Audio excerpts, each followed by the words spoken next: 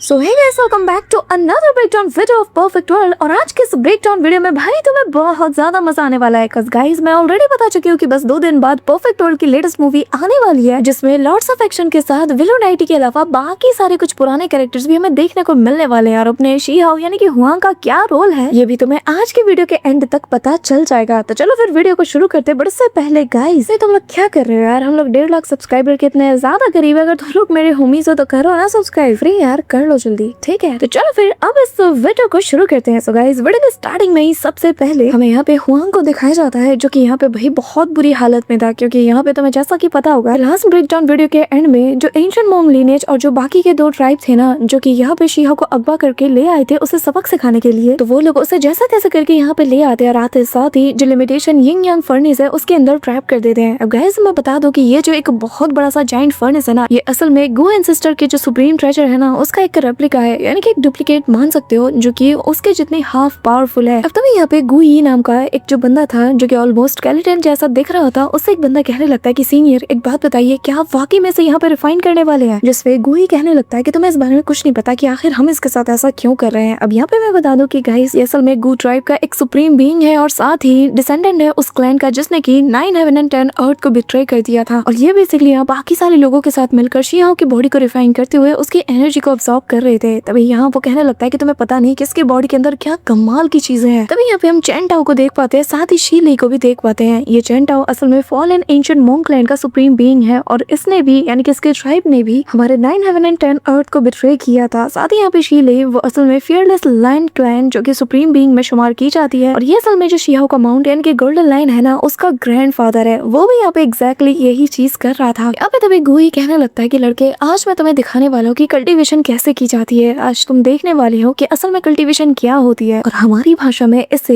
Essentially the art of gathering medicine कहा जाता है। ये कहते साथ ही वो अपनी जगह से खड़ा हो जाता है और जिसके बाद पावर ऑफ स्पेस का यूज करता है, जिसके जरिए से जो ह्यूमन बॉडी के अंदर जो एलिक्सर होते हैं ना, उसे पूरी तरीके से डिसमेंटल किया जा सकता है। यहाँ पे वो हैंड साइन बनाने लगता है और जिसके बाद उस फर्नेस के नीचे जो फ्लेम है ना उसे और इंक्रीज कर देता है और कहने लगता है कि आज हुआंग को यहाँ पे रिफाइन करके हम ह्यूमन एलिक्सर को हार्वेस्ट करने वाले हैं, जो कि इतना ज्यादा रेयर है कि इसके जरिए से हमारी कल्टीवेशन बूस्ट हो जाएगी। हमें एक लीडिंग एज मिल जाएगी कि जिसके चलते कोई भी हमें फिर सरपास नहीं कर सकता। और अगर सही मेथड के जरिए से इसे रिफाइन किया जाए तो फिर कोई इमोर्टल एलिक्सर या फिर सेलेस्टियल पिल या फिर स्प्लिट पिल कोई भी इसे सरपास नहीं कर सकता। ये इतना ज्यादा रेयर है। कहते हुए वो हंस रहा था। इस दौरान शी हाओ की बॉडी को ये रिफाइन करना शुरू कर देता है और तभी यहाँ पर पीछे मौजूद बाकी के जो किंग्स थे वो कहने लगते हैं कि जरा देखो, ये तो हमसे भी ज्यादा रूथलेस निकले। अपने ही लोगों पर ऐसा मेथड कौन यूज करता है? जिसमें पीछे मौजूद बंदा कहने लगता है कि हो सकता है कि शायद इनके बीच कोई एंशिएंट टाइम का पुराना ग्रज रहा हो, और वो भी इस कदर की हेट रेट कि खुद 9 हेवन एंड 10 अर्थ के जो पावरफुल प्रोडिजी है उसे खुद ही अपने हाथों से रिफाइन करके मारने पे तुला है। अभी यहाँ पे हम हुआंग को देख पाते हैं जहाँ उसकी बॉडी को रिफाइन कर रहे थे ये लोग उस फ्लेम के जरिए से। और तभी यहाँ पर कुछ बोन स्नेक्स आ जाते हैं और साथ ही यहाँ पर वो फ्लेम से धीरे धीरे उसकी बॉडी के अंदर से उस एलिक्सर को रिफाइन कर रही थी। शी हाओ को बहुत पेन हो रहा था, उसके मुंह से खून निकलता है, लेकिन वो यहाँ पे अपनी पावर्स का यूज करते हुए फुल किलिंग इंटेंट के साथ इनकी ओर देखते हुए मन में कहने लगता है कि सही मायने में सबसे पहले तो मुझे इन्हें मौत के घाट उतारना चाहिए, क्योंकि ये लोग नफरत के ज्यादा काबिल हैं। ऐसे गद्दारों को तो सबसे पहले मारना चाहिए। यहाँ पे तभी हम देख पाते कि धीरे धीरे करके ये जो चेन्स जैसी वाइन निकल रही थी ना, क्योंकि असल में विलो लीफ थी जो कि शी हाओ को हील करने के लिए यहाँ पे फैल चुकी थी। लेकिन यहाँ पे हम देख पाते कि जैसे ही वो स्नेक से टकराते हैं वो टूट जाती है और जिसके बाद इनके लिए रास्ता खुल जाता है और अब ये सारे के सारे एक साथ हुआंग की तरफ टूट पड़ते हैं। तभी शी हाओ की बॉडी के साथ ये ऐसे लिपट जाते हैं कि देखकर बाकी सारे लोगों को बहुत मजा आ रहा था। इस दौरान यहाँ पे ये बोन स्नेक्स उसकी बॉडी को डिस रहे थे, लेकिन जितना ज्यादा ये लोग उसे तड़पाते हैं उतना ज्यादा उसकी बॉडी से वो जो ह्यूमन एलिक्सर है उसकी स्पिरिचुअल एनर्जी बाहर निकल रही थी। सबके सब इसकी बॉडी से निकल रही स्पिरिचुअल एनर्जी को देख के हैरान थे और कहने लगते हैं कि जरा देखो इसकी बॉडी में आखिर किस हद तक स्पिरिचुअल पावर है। ये देखते साथ ही गु यी भी चिल्लाते हुए कहता है कि हाँ बिल्कुल, एक बार इसे ट्रूली और सही मेथड के साथ रिफाइन कर लिया जाए फिर तो ये पूरी तरीके से ह्यूमन एलिक्सर बन जाएगा। यहाँ पे तभी लायन किंग के जो ग्रैंडफादर है उसे हम देख पाते हैं और यहाँ पे वो कहने लगता है कि सच में इतना पावरफुल इंटॉक्सिकेटिंग मेडिसिनल अरोमा,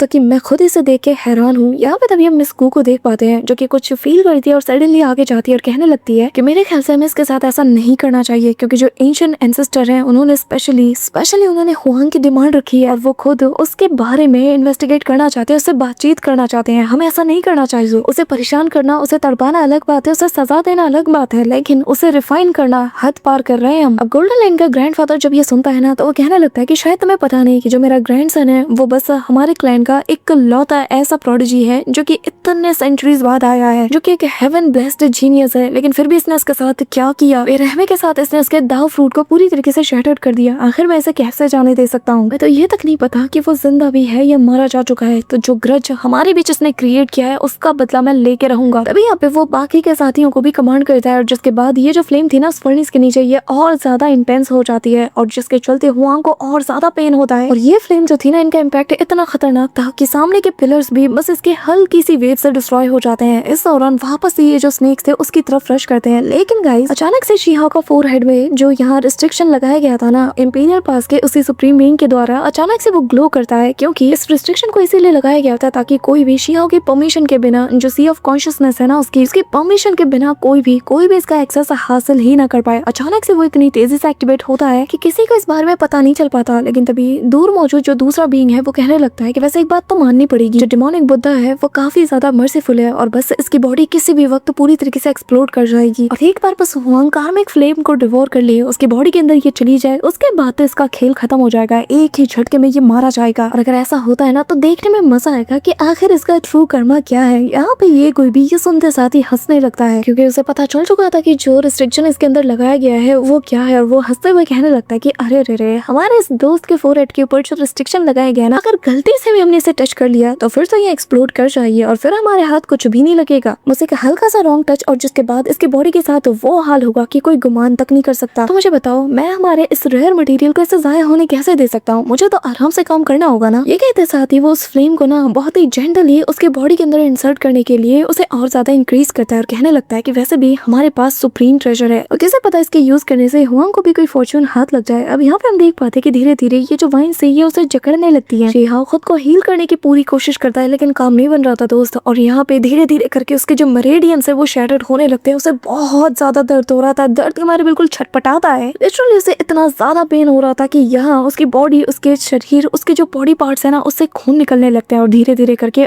उसके सारे मेरेडियंस को शैटर्ड करना शुरू कर देते हैं। और पीछे जो ये कोई था वो यही कह रहा था कि अगर ये इस चीज को रेजिस्ट कर लेता है ना तो उसके बाद जो ह्यूमन एलिक्सर उभर के हमारे सामने आएगा ना वो बहुत ज्यादा रेयर होगा। अब सब कुछ बस इस पे और उसके विल पावर पे डिपेंड करता है। यहाँ पे तभी अचानक से वापस से वही स्नेक आकर उसकी बॉडी से लिपट रहे थे, जिसके चलते शी हाओ का जो ग्रेट दाओ है वो धीरे धीरे अलग हो रहा था। यहाँ तक कि जो बॉडी एज अ सीट, जो आर्ट, जो पैथ वो फॉलो करते हुए आया है, जिसके लिए उसने न जाने कितनी मुश्किलों का सामना किया था, अचानक से इसके अंदर क्रैक पड़ने लगते हैं, वो तक शैटर्ड होने लगता है। यहाँ पे इन लोगों ने इसके दाव फ्रूट पे हमला किया था। शी हाओ दर्द के मारे चिल्लाता है। उसकी नजरों के सामने ना उसका पूरा का पूरा सफर ऐसे इस कदर उभर के आ रहा था कि उसे देखकर खुद के ऊपर तरस आ जाता है। वो यहाँ पे देख पा रहा था कि जो दाव फ्रूट जिसे फॉर्ज करने के लिए उसने काउंटलेस ऐसे बैटल्स लड़े हैं जिसमें वो मरते मरते बचा है, बार बार अपनी जान को जोखिम में डाला है और न जाने कितने मुश्किलों का सामना किया है, तब जाकर वो कहीं इस दाव फ्रूट को फॉर्ज कर पाया था। और आज उस चीज को जिसके लिए मैंने क्या कुछ नहीं किया, ये लोग उसे एक मेडिसिनल हर्ब में रिफाइन कर रहे हैं। यहाँ पे शी हाओ के एक एक टेक्निक्स की यहाँ पे हमें झलक दिखाई जाती है। तभी यहाँ थोड़ी देर बाद उसके अंदर से 7 कलर्ड अरोमा मिस्ट के रूप में बाहर आती है और तभी यहाँ पे हम देख पाते कि शी हाओ का जो फ्लावर ऑफ द ग्रेट दाओ यानी कि रिफाइंड दाओ लॉस का एक कंडेंस्ड फॉर्म वो तक फॉल होता हुआ नजर आता है। और तभी ये कोई कहने लगता है कि लड़के, तुम्हारी कल्टीवेशन तो बर्बाद हो चुकी है, इतनी मेहनत ऐसे ही सेकंड में जाया हो गई है। जरा देखो तुम्हारी हालत क्या हो चुकी है, इतनी कल्टीवेशन करने के बाद, इतना स्ट्रगल करने के बाद अब वो बस अतीत का एक पुराना हिस्सा बन के रह गया है। तुम्हारी आंखों के सामने ये सब कुछ अब जाया हो रहा है। अब ये लोग धीरे धीरे प्री मॉडल स्पिरिट तक पहुंच जाते हैं और अब उसे भी रिफाइन करना शुरू कर देते हैं। और ये असल में फाइनल स्टेप है जिसमें ह्यूमन एलिक्सर को क्रिएट किया जाता है प्री मॉडल स्पिरिट को रिफाइन करने के बाद। जिसके बाद ये कोई कहने लगता है कि लड़के, तुम्हारे पास कोई मौका नहीं है, सर्वाइवल का कोई चांस बचा ही नहीं, तो आखिर अभी तक स्ट्रगल क्यों कर रहे हो, हार मान लो। यहाँ पे उसकी प्री मॉडल स्पिरिट की बॉडी पूरी तरीके से खत्म होने के कगार पे पहुंच चुकी थी, उसका सिर्फ ऊपरी हिस्सा बचा था और धीरे धीरे करके बस मुंह, आंखें और अंत में शी हाओ बस इतना कहता है कि क्या सच में कोई चांस नहीं है। तभी अचानक से यहाँ पे विलो लीव्स को हम देख पाते हैं और अचानक से विलो ट्री पूरी तरीके से खिल चुका था। और यहाँ पे तभी हमें विलो डाइटी का वो सेंटेंस सुनाया जाता है जहाँ पे उसने कहा था कि जब कोई दाव की लिमिट तक पहुंच जाता है तो वो मौत से होकर ही असली जिंदगी को ढूंढ पाता है। जब निर्वाणा कल्टीवेशन है वो तो राख से ही शुरू होती है और जो कि एक kind of flame of protection है जो कि तुम्हें वापस से फॉर्म करेगी। अब शी हाओ की प्रीमोर्टल स्पिरिट उस विलो लीफ को पकड़ लेती है जिससे उसकी बॉडी वापस से फॉर्म हो जाती है और अचानक से एक ह्यूज सा इम्पैक्ट रिलीज होता है। शी हाओ जो कि यहाँ पे बिल्कुल सुध-बुध पड़ा हुआ था, अचानक से उसकी प्रीमोर्टल स्पिरिट जैसे ही अपने पहले भले फॉर्म में आती है उसकी बॉडी से अचानक से बहुत ही टेरिफाइंग एनर्जी रिलीज होती है और वो कहने लगता है कि अपने इतने सालों की कल्टीवेशन के दौरान मैंने बहुत सी चीजों को इंडोर किया है, लेकिन मैं कभी भी ऐसे स्टेट में नहीं पहुंचा कि मैंने किसी उम्मीद के सहारे सर्वाइव किया है। बिल्कुल नहीं, मैंने अपने पैथ को खुद फोर्ज किया है और उस पर चल के ही मैं सर्वाइव करता हुआ आ रहा हूँ। अब उसकी प्री मॉडल स्पिरिट अंदर से हंसती और कहने लगती है कि तुम लोग मुझे रिफाइन करना चाहते हो, मेरे सबर को आजमाना चाहते हो, आजमा लो। आज मैं भी बर्दाश्त की हर एक सीमा को पार कर दूंगा। यहाँ पे उसकी बॉडी से अचानक से अलग ही टाइप की एनर्जी फ्लक्चुएशन रिलीज होती है, जिसे देखकर बाकी सारे जो यहाँ पे इनके एम्परर्स थे ना, न्यू एम्परर्स, वो सब के सब हैरान थे और कहने लगते हैं कि कैसे आखिर इतनी ज्यादा हार्डशिप को उसकी बॉडी एंजॉय कैसे कर सकती है, ये तो नामुमकिन है। यहाँ पे मिस मू बताने लगती है कि उसकी कल्टीवेशन तो डिस्ट्रॉय हो गई है, लेकिन उसका जो दाव हार्ट है वो अभी भी अनब्रोकन रहा। और अब मैं समझी कि क्यों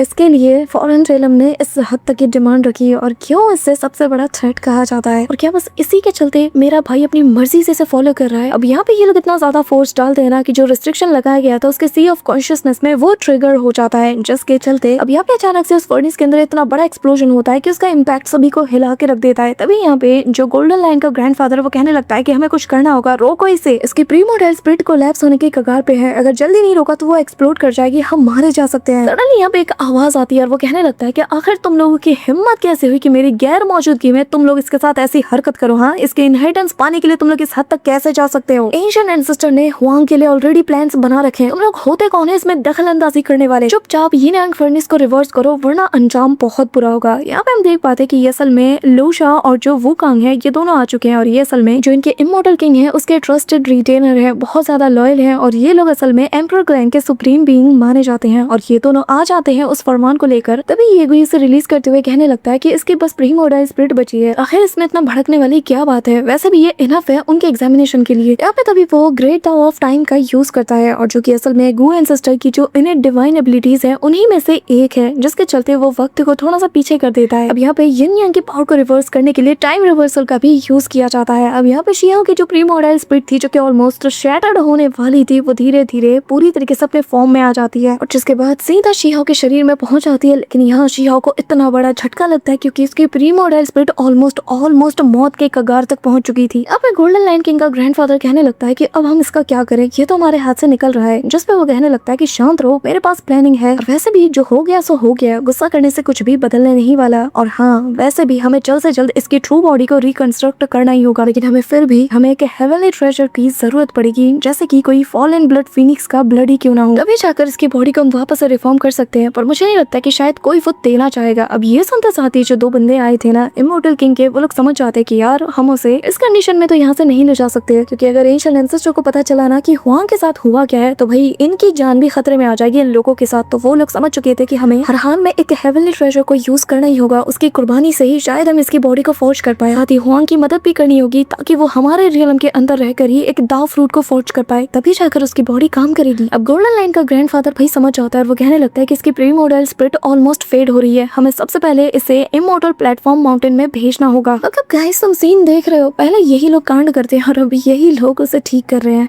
अब यहाँ पे जो व्हाइट हेयर वाला जो रिटेनर था ना, वो कहने लगता है कि एक बात बताओ, क्या ये गुई ने ये जानबूझ के किया होगा? जिस पे दूसरा बंदा कहता है कि किसे पता, जिस पे वो कहने लगता है कि अगर उसने जानबूझ के हुआंग को मारने की कोशिश की है तो फिर तो ये बहुत बड़ी बात है। जिस पे ब्लैक आर्मर वाला जो रिटेनर था वो कहने लगता है कि फिलहाल हमारे पास वक्त नहीं है इन सब पे चर्चा करने के लिए, हमें सबसे पहले इसे रिवाइव करना होगा। ये सुनते साथ ही वो बंदा कहने लगता है कि पर कैसे, क्योंकि जो इमॉर्टल प्लेटफॉर्म माउंटेन है वो सिर्फ इसकी प्री मॉडल स्पिरिट को ही बहुत मुश्किल से प्रिजर्व करके रख सकती है और इतने कम वक्त में एक फॉलन ब्लड फिनिक्स टाइप के ट्रू ब्लड को ढूंढ पाना बहुत ज्यादा मुश्किल है। लेकिन अच्छी बात यह है कि वो सारे लोग गू ट्राइब से बहुत ज्यादा नफरत करते हैं, तो मेरे ख्याल से हुआंग को बचाने के लिए वो हर हद तक जाएंगे ताकि बस कैसे ना कैसे करके ये गुई को ये लोग थोड़ा अपोज कर सके। अब तभी यहाँ पे हम देख पाते कि ये लोग सीधा उस बॉक्स को ले जाकर उस पानी के अंदर फेंक देते हैं जिसके अंदर के शियाओ मौजूद था। अब यहाँ पे शियाओ की बॉडी जिस बॉक्स के अंदर रखी हुई थी उसे ये लोग उठाते हैं और सीधा यहाँ पे जो ब्लड पूल था उसके अंदर फेंक देते हैं। अब जैसे शियाओ उस ब्लड के अंदर जाता है, अचानक से उसके ऑरा को सेंस करते साथ ही फॉलन ब्लड फिनिक्स टाइप का सुप्रीम बीइंग वो अपनी आंखें खोलता है और ये भी असल में उन्हीं बिट्रेड क्लैन में से एक है जिन्होंने कि 9 हेवन एंड 10 अर्थ को धोखा दे दिया। अब तभी वो कहने लगता है कि अच्छा तो तुम शी क्लैन के डिसेंडेंट हो, और अब मैं समझा कि आखिर क्यों गू ट्राइब के वो मेंबर तुम्हें इतना डेस्परेटली मारना चाहते थे। ठीक है, फिर अब तो तुम्हें रिवाइव करने में बहुत मजा आएगा, लेकिन लड़के तुम रिवाइव हो पाते हो या नहीं, सब कुछ अब बस इस ब्लड पे डिपेंड करता है कि ये तुम्हें एक्सेप्ट करता है या नहीं। अब वो अपनी ट्रू इमॉर्टल ब्लड को सीधा हुआंग की तरफ बढ़ा देता है जो कि अभी भी उस बॉक्स के अंदर लेटा हुआ था, और जैसे ही वो ब्लड ड्रॉप उसके शरीर के पास जाती है तो वो अपना काम करना शुरू कर देती है। अब तभी यहाँ पे वो ऑल द बेस्ट कहता है हुआंग को, और इस दौरान ये प्रोसेस शुरू हो जाता है। यहाँ पे जो रिटेनर्स थे जब वो देखते हैं कि इतना रेयर ब्लड इसे दिया गया है तो वो लोग और ज्यादा हैरान थे, क्योंकि उन्हें लग रहा था कि शियाओ की बॉडी कभी भी इसे टॉलरेट नहीं कर सकती। अब ये जो फीनिक्स ब्लड था ना, इसकी पावर असल में निर्वाणा ट्रांसफॉर्मेशन का यूज करती है, जिसके जरिए से किसी के ट्रू सेल्फ को रीजनरेट किया जाता है। शी-हो की बॉडी ऐसा लग रहा था कि मानो बिल्कुल राख से बन रही हो। लेकिन देखने वाली बात ये थी कि जैसे ये प्रोसेस शुरू होता है ना, अचानक से यहाँ पर एक शैडो फीनिक्स बाहर आता है और ये जो रेड कलर का शैडो फीनिक्स था वो अचानक से उसे एक्सेप्ट करते हुए पलक झपकते ही उसकी बॉडी के अंदर वापस चला जाता है। जो देखते साथ ही सबके सब हैरान थे कि उस ब्लड ने तो इसे एक्सेप्ट कर लिया और इसकी जो निर्वाणा थी उसे भी यहाँ पे ऑलमोस्ट कंप्लीट कर दिया गया है। लेकिन फिर भी हुआंग की आंख नहीं खुलती, उसकी बॉडी के ऊपर क्रैक्स बढ़ते जा रहे थे और यहाँ पे ये समझ चुके थे कि जो निर्वाणा है वो फेल्ड हो चुका है। इन्हें समझ नहीं आ रहा था कि जो फीनिक्स ब्लड है वो तो किसी मरे हुए के फाइनल स्टेप में भी जाकर उसे वापस से रीबर्थ कर सकती है, तो आखिर इसके मामले में ऐसा क्यों नहीं हुआ। अब तभी व्हाइट हेयर वाला रिटेनर कहने लगता है कि शायद अब बस एक और सिंगल ओपिनियन ही बचा है कि जिसके जरिए से हम इसे बचा सकते हैं और अपनी जान भी बचा सकते हैं। तभी वो कहने लगता है कि जाओ और जाके गो एंसेस्ट्रल लैंड में जो यिन यांग फर्नेस है उसे एक्टिवेट करो। अब तभी सीन शिफ्ट होता है और हमें supreme treasure of the Gu tribe जिसे कि यिन यांग फर्नेस कहा जाता है उसे दिखाया जाता है। और भाई ये बहुत खतरनाक ट्रेजर है। यहाँ पे तभी हम देख पाते कि गू ही ऑलरेडी मौजूद था, व्हिच मींस कि उसे ऑलरेडी पता था कि हुआंग को ऐसे बचाया नहीं जा सकता। तभी यहाँ पे स्पेस में क्रैक बनता है, दोनों रिटेनर्स हुआंग को लेकर यहाँ आ जाते हैं और जैसे उनमें से एक गुई को देखता है तो वो समझ जाता है और कहने लगता है कि अच्छा तो तुम तब से यहाँ पर हमारा इंतजार कर रहे थे क्योंकि तुम्हें सब कुछ पहले से पता था। जिस पे वो कहने लगता है कि देखो मैं ज्यादा बहस नहीं करना चाहता, लेकिन जिस चीज में भी हमें इन्वॉल्व किया जाता है ना, हम उस मामले में काफी ज्यादा सेंसिटिव रहते हैं और नेचुरली जब तुम लोग यहाँ पे आए थे तब मैंने अंदाजा लगा लिया था कि माहौल कुछ ज्यादा ही बिगड़ने वाला था, इसलिए मैं तैयारी करके आया हूँ। अब तभी वो कहने लगता है कि 9, 11 एंड 10 अर्थ से बिलोंग करने वाला जो इसका दाव है वो तो शैटर्ड हो चुका है और इसकी जो ट्रू सेल्फ है उसे यहाँ पर रीबिल्ड करना एक बहुत बड़े से बैकलैश को न्योता देने के बराबर है और पहले अटेम्प्ट में ही कामयाब हो पाना ये तो बिल्कुल हेवन को डिफाई करने के बराबर है। पर मैं फिर भी अपनी पूरी कोशिश करूंगा, सिर्फ उसे इस यिन यांग फर्नेस के अंदर डाल के उसे शैटर्ड करके वापस से उसे कम्प्लीटली रीमेक करना होगा, तभी जाकर शायद हम इसकी जान बचा पाए। पर अगर हम इसे पेयरलेस डिवाइन मेडिसिन के द्वारा रिफाइन करते हैं ना, तो फिर शायद हम फिर एक ऐसे इनविजिबल बॉडी को फोर्ज करने में कामयाब हो जाएंगे जिस वजह से आने वाले सदियों तक कोई भी इसकी टक्कर का नहीं होगा। मैं चाहूँ तो कर सकता हूँ, लेकिन इसमें गो ट्राइब का कोई फायदा नहीं, तो भला मैं ऐसी हरकत क्यों करूंगा। अब ये कहते हुए वो अपना मुंह फेर लेता है, जो सुनकर जो ब्लैक आर्मर वाला रिटेनर था वो कहने लगता है कि आखिर तुम कहना क्या चाहते हो, इतना सब कुछ तुमने इसके साथ किया और अब तुम मुंह फेर रहे हो। कहीं इसका मतलब ये तो नहीं कि गो ट्राइब अभी भी 9 हेवन से जुड़ा हुआ है और शायद इसी के चलते तुम लोग जानबूझकर एंशिएंट एंसेस्टर के प्लान को सैबोटाज करने की कोशिश कर रहे हो। हाँ मैं समझ गया। ये वही कहने लगता है कि अच्छा ऐसी बात है, अगर तुम दोनों को मुझ पे भरोसा नहीं तो तुम दोनों आगे बढ़ सकते हो, तुम दोनों तो वैसे भी यहाँ के लॉर्ड हो ना, तो जाओ आगे बढ़ो, खुद ले जा सकते हो हुआंग को, मैं तुम दोनों को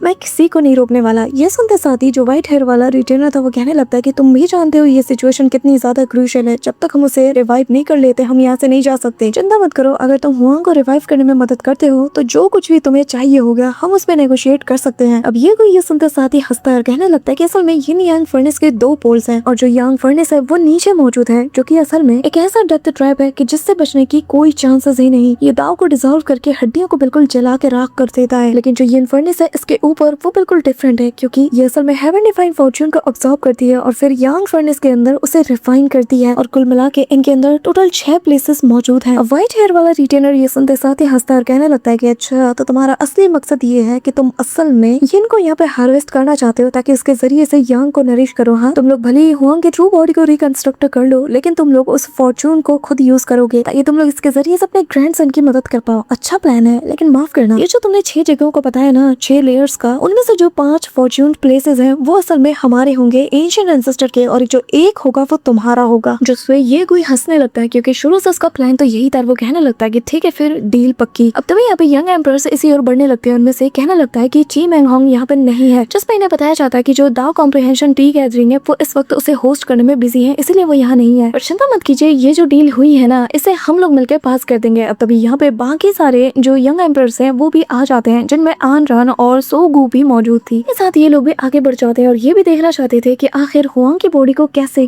ये लोग रिकंस्ट्रक्ट करते हैं। अब तभी यहाँ पे शी-हो की बॉडी उड़ती है और ये लोग इसे यहाँ से लेके चले जाते हैं, लेकिन जाने से पहले मिस मू को यहाँ पे बताया जाता है कि जो यिन फर्नेस है वो असल में purest essence of great tau को कंडेंस करता है, जिसका मतलब ये चांस बहुत ज्यादा रेयर है। तो अगर तुम भी आगे बढ़ना चाहती है तो तुम्हें भी चलना चाहिए। यहाँ पे मिस मू भी मन में सोचने लगती है और उसे हुआंग के लेना बुरा लगता है। वो कहने लगती है कि उसका अंत ऐसा नहीं होना चाहिए, वो ये डिजर्व नहीं करता। तभी वो कहती है कि नहीं मैं बाहर ही ठीक ठीक हूँ। अब यहाँ पे देखने वाली बात ये थी कि ये गुई उसकी बात को ना बड़े गौर से सुन रहा था और तभी यहाँ पे एक एक करके हुआंग के साथ सबके सब उस फर्नेस के अंदर पहुंच जाते हैं और ये गुई फ्लेम को और ज्यादा इंक्रीज कर देता है और कहने लगता है कि चलो देखते हैं कि आखिर जूनियर्स हुआंग के पैथ को कैसे ट्रेस कर पाते हैं। उम्मीद करता हूँ कि हमारे जूनियर्स अपने ग्रेट दाव को और परफेक्शन लेवल तक पहुंचा पाए। अब जो वो विटनेस करने वाले हैं इसके जरिए से इन्हें काफी ज्यादा अंडरस्टैंडिंग हासिल होने वाली है और इस लड़के का जो दाव फ्रूट है वो हमारे रियलम के जीनियस को और ज्यादा पावरफुल बनाएगा। यहाँ पे हम देख पाते कि वो जो रिटेनर्स थे उनमें से एक भी कहने लगता है कि हाँ भले ही गू ट्राइब के कुछ सेल्फिश यहाँ पे मोटिव्स रहे हैं लेकिन फिर भी इससे हमारे जूनियर्स को बहुत फायदा मिल रहा है और मानना पड़ेगा इस बार तो गू ट्राइब ने काफी अच्छा काम किया है। यहाँ पे तभी शीहा का ग्रेट दाव इन्हें नजर आने लगता है लेकिन यहाँ पे ये कोई अच्छे से जानता है कि किसी के ग्रेट दाव के जरिए से अपने सेल्फ को टेम्पर कर पाना बहुत ही ज्यादा रिस्की काम है। ये कोई आसान खेल नहीं है लेकिन सबसे ज्यादा मुश्किल खड़ी तो हुआंग के लिए है क्योंकि 99% चांस है कि वो इसमें नाकाम हो जाए लेकिन अगर वो फेल होके मारा जाता है ना तो भी हमारे हाथ खाली नहीं रहने वाले। अब यहाँ पे सबके सब शीहा के दाव को समझना शुरू कर देते हैं। वहीं दूसरी तरफ अचानक से यहाँ पे हेवन का जो लॉ है जो कि ग्रेट दाव से बिलोंग करता है उसका लॉ यहाँ पे ऐसा ट्रिगर होता है कि एक तेज लाइटनिंग सीधा उस फर्नेस के ऊपर गिरती है। अब ये देखते साथ ही उनमें से एक जो ब्लैक आर्मर वाला रिटेनर था वो सभी को बाहर आने का ऑर्डर देता है क्योंकि उन्हें पता था कि हुआंग कभी भी इस ट्राइब्यूशन को झेल नहीं सकता। ऑलरेडी उसकी बॉडी कोलैप्स होने की कगार पे है विच मींस उसके सराउंडिंग के जो लोग होंगे उनके ऊपर ये इम्पैक्ट डालेगा, इसलिए वो सभी को निकलने का ऑर्डर देता है। यहाँ पे ये कोई कहने लगता है कि मुझे यकीन नहीं हो रहा कि वो अपने 9 हेवन के इनकम्प्लीट दाव को हमारे इस रियलम के फ्लॉलेस ट्रू लॉ के साथ ऐसी सिचुएशन में ऐसी कंडीशन के साथ ट्रेड करने का सोच रहा है। क्या पागलपन है, ऐसा कभी नहीं हो सकता। वो तो यहाँ पे उड़ तक नहीं सकता तो आखिर वो इस ट्राइब्यूशन को कैसे इंजॉय करेगा। यहाँ पे हुआंग के हाथ पैर हिलने लगते हैं। तभी यहाँ हम यिन यांग माइलस्टोन को देख पाते हैं। यहाँ पे हम देख पाते हैं कि ये जो यिन यांग फोर्स है ना ये फोर्सफुली जो ग्रेट दाव है इस रियलम का उसे शियाओ की बॉडी के अंदर काफी स्पीड से इंजेक्ट करने की कोशिश कर रहा है जैसे कि हुआंग फील कर पाता है और इस काम में सबसे बड़ा योगदान यांग की का है। लेकिन दूसरी तरफ यिन की जो थी ना वो फोर्सफुली उसकी बॉडी को क्रश करते हुए उसे रिबिल्ड भी कर रही है। यानी कि गाइस जो अपना हुआंग है ना वो बिल्कुल मौत की कगार पे पहुंच चुका है लेकिन यहाँ पर ये लोग इसे रिवाइव करना चाहते हैं और उसके जरिए से यहाँ के लॉस का यहाँ के रियलम के जो ग्रेट दाव है उसका यूज करें। और जिस मेथड का ये लोग यूज करें ना एक फोर्सफुली जैसे कि इंसान को क्रिएट करना ये हेवन के लॉस के खिलाफ है, इसी के चलते ये चीज ट्रिगर हुई। लेकिन यहाँ ये जो यिन यांग फर्नेस है वो शियाओ को प्रोटेक्ट कर रहा था। इवन ये शियाओ का जो दाव फाउंडेशन है उस तक को भी ये हिला के रख देता है, वो पूरी तरीके से चेंज होने लगता है। अब तभी यहाँ पे शियाओ की बॉडी के अंदर से वो ब्लड ड्रॉप बाहर आता है जिसे देखते साथ ही वो समझ आता है कि ये असल में फिनिक्स ब्लड के साथ मिलकर इसके शरीर के अंदर पहुंच गया था। ये एक ऐसी चीज है जो कि उस प्रोसेस के दौरान उसके बॉडी के अंदर चली गई जिसने कि उसके ब्लड को करप्ट करने की कोशिश की और तभी वो चीज नाकाम हो गई थी जब उसके बॉडी को ट्रांसफॉर्म किया जा रहा था। इस दौरान यहाँ पे शियाओ का अपना ब्लड इवन के खुद शियाओ किसी और के ब्लड को अपना नहीं बनाना चाहता था और वो कहने लगता है कि मुझे उससे फर्क नहीं पड़ता कि ये कितना ज्यादा ताकतवर है लेकिन फिर भी इसे अपनाना मेरे लिए बहुत ज्यादा मुश्किल है। भले इसके जरिए से मैं ट्रांसफॉर्म हो जाऊं लेकिन मेरा जो रास्ता है उसके अंदर एक फ्लॉ आ जाएगा और वो फ्लॉ मैं खुद हूँ। लेकिन मैं अपने दम पर